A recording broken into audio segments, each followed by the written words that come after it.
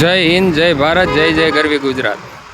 અત્યારે હાલ હું નવસારી છું, બરાબર. નવસારીનો આ જો મોટો સર્કલવાળો મોટો રોડ છે. આપણે તારીખ 15થી ગુજરાતની અંદર હેલ્મેટનો ફરજિયાતનો કાયદો આવી ગયેલો છે એવું આપણે બહાર પડેલું છે, બરાબર. હવે આ એટલા બધા લોકો નીકળે છે, તમે એક પણ વ્યક્તિ એવી બતાવો કે જેણે હેલ્મેટ પહેર્યો હોય. આજે તારીખ 24/2/2025. હવે આ નવસારી લગભગ તો ગુજરાતમાં જ આવતું છે મારા અંદાજથી.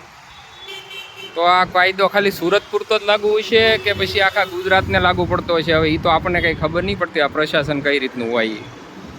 વડોદરાથી પણ એક મારા મિત્રનો ફોન આવ્યો હતો. છેલ્લા 3-4 વર્ષથી હું વડોદરા રહું છું. હજી મેં આઠાના તે દંડ હેલ્મેટ બાબત મેં કોઈ દી દંડ નથી ભર્યો. કે જો કે મારી પાસે કરે પીયુસી કે એવું કંઈ નથી માગ્યું, પણ હેલ્મેટ બાબત મેં હજી ક્યારેય દંડ નથી ભર્યો એમ.